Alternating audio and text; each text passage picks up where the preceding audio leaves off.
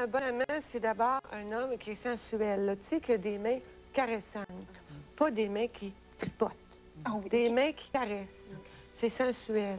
Et puis aussi, il se dégage de l'énergie de son corps. Il est affirmatif aussi, pas une pâte molle. Tu sais, il est affirmatif, il sait ce qu'il veut. Il est tendre, il est affectueux, il est érotique, il est tout ça. Il n'est pas rien que génital. C'est ça, un bon amant. Ouais. Pas seulement génital. Oui, pas seulement génital. Soit présent, mentalement présent. Parce que ça sert à quoi qu'il soit physiquement là, mais que mentalement, il ne soit pas là. S'il est avec nous autres... Il y a des hommes qui ne sont pas là? Oui, oui, il y en a beaucoup. Moi, je pense qu'il faut qu'il soit sensitif. Sensitif. Il faut qu'il sente, là, qu'est-ce que j'ai envie, qu'est-ce que j'ai besoin. Il faut qu'il soit à mon écoute, à l'écoute de mon corps, là. Et tu parles toujours, là, au niveau amant et non pas amoureux, là? Oui, non, amant. Il semble que, où c'est que j'ai envie d'être touchée? Je peux lui montrer ma manière, moi, qu'est-ce que j'ai envie, comment j'ai envie d'être touchée. Mais j'aimerais ça qu'il sentirait que je ne suis pas obligée tout le temps de dire.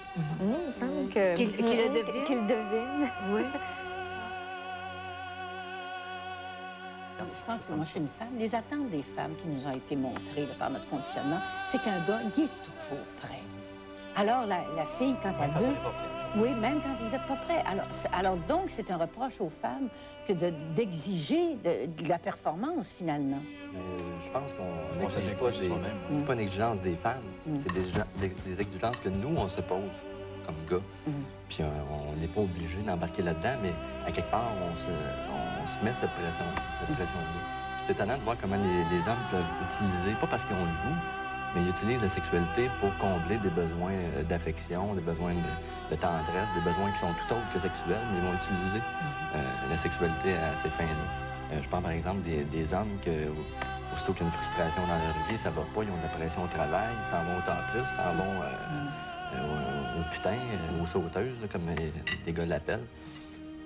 Ils utilisent la sexualité à ces fins-là pour combler des besoins qu'eux autres ont. Ça ne sera pas un besoin de dominance? Peut-être à quelque part. Besoin d'avoir le contrôle sur la... C'est ça que je voulais dire. Bon, OK. Qu'est-ce qu'une bonne amante?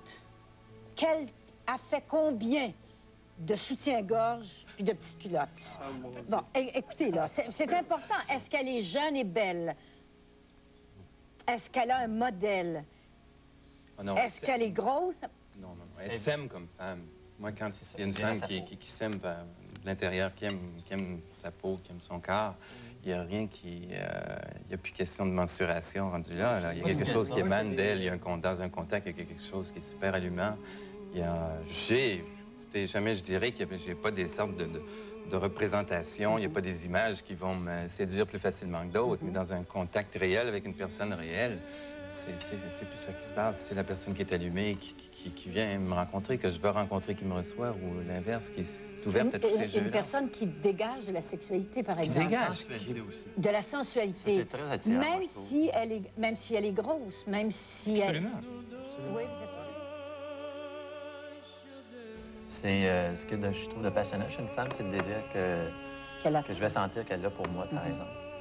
Mais dans la mesure où moi aussi je le partage, je veux dire, dans la mesure où est-ce que les filles, en général, désirent les gars? Ou si elles les veulent pour toute autre chose? Est-ce que les filles aiment ça, faire l'amour? Vraiment? Ou si elles font semblant, ou si... Je pense que pas toutes. Je pense qu'il y a une question d'appétit aussi là-dedans.